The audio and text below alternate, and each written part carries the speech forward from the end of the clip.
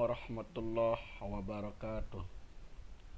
Perkenalkan, nama saya Rahmatullah Harizaldi, NIM D1A 020439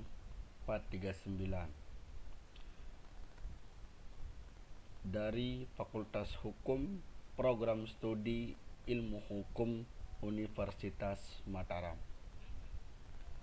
Pada kesempatan kali ini, saya akan membahas materi perkuliahan tentang hukum tata negara, yang dimana di dalam hukum tata negara terdapat materi tentang asas-asas hukum tata negara. Penjelasan atau pembahasan sebagai berikut. Sebelum saya membahas tentang asas hukum tata negara, saya akan membahas terlebih dahulu apa itu asas. Asas bisa diartikan sebagai dasar, alas, tumpuan, dan landasan berpikir. Di dalam kamus hukum, asas dapat diartikan sebagai alam pikiran yang dirumuskan secara luas dan mendasari suatu norma hukum.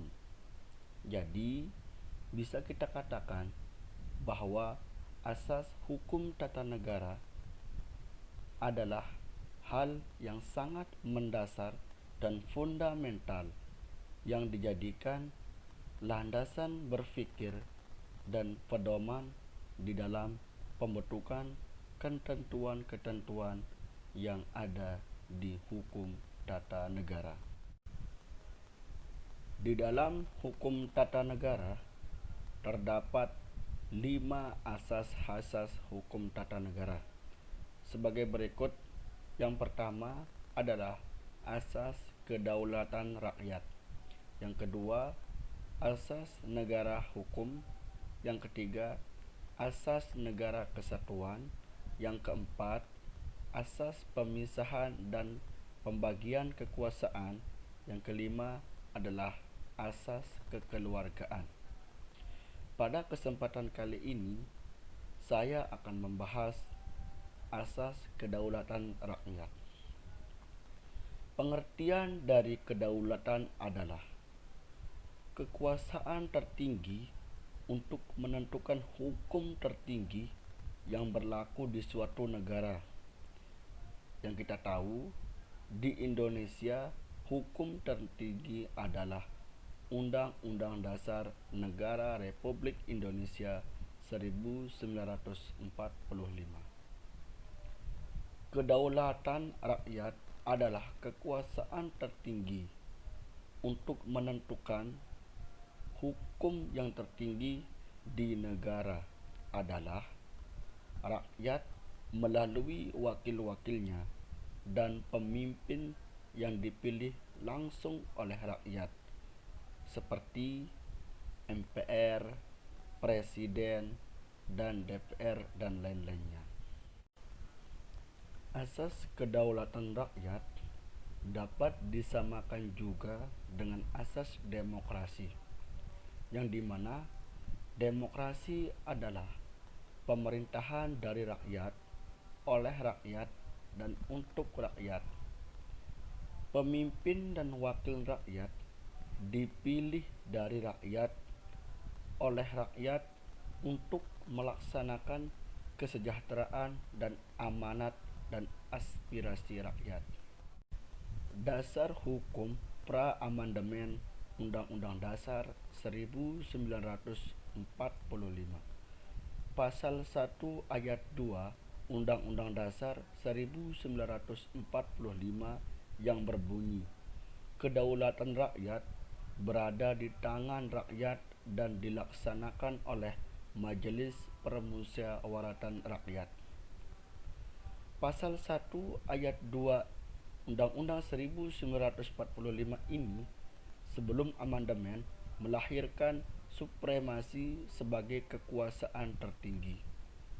Lembaga tertinggi pada saat itu adalah MPR lembaga tinggi negara yaitu presiden, DPR, MA, dan lain-lain.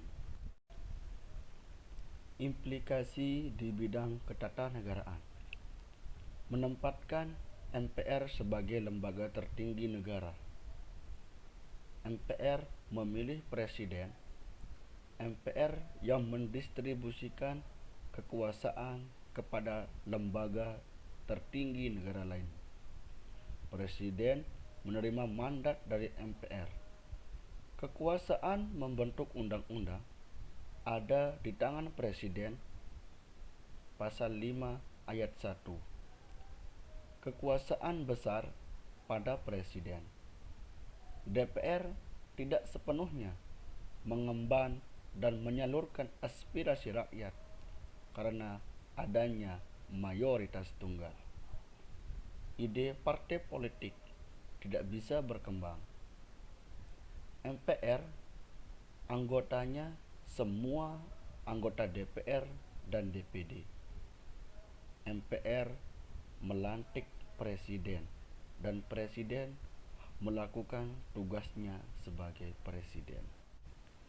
Pasca amandemen pasal 1 ayat 2 Undang-Undang Dasar 1945 berubah yang berbunyi kedaulatan rakyat di tangan rakyat dan dilaksanakan menurut Undang-Undang Dasar.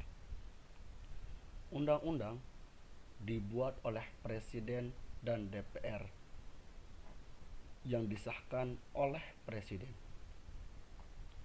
Jika undang-undang tersebut dicabut atau ada perubahan, akan diproses oleh presiden dan DPR. Isi rumusan pasal tersebut mengandung makna supremasi konstitusi atau supremasi hukum. Mahkamah Konstitusi yang akan mengawal hukum yang ada di Indonesia. Tahap-tahap mekanisme. Jika presiden melanggar aturan yang telah ditentukan, DPR yang sebagai pengawasnya akan melaporkan kepada Mahkamah Konstitusi. Mahkamah Konstitusi akan mengecek kembali pelanggaran yang dilakukan oleh presiden. Jika benar, Mahkamah Konstitusi akan memutuskan dan memberikan keputusan itu kepada DPR, dan DPR yang akan menyerahkan kepada MPR. MPR yang akan menyiapkan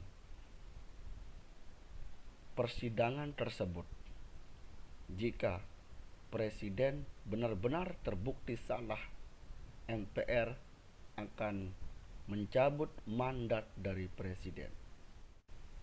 Sekian pembahasan saya mengenai asas kedaulatan rakyat, yang dimana semoga pembahasan saya ini mudah dimengerti dan dipahami. Mohon maaf sekiranya saya ada salah kata. Sekian, assalamualaikum warahmatullahi wabarakatuh.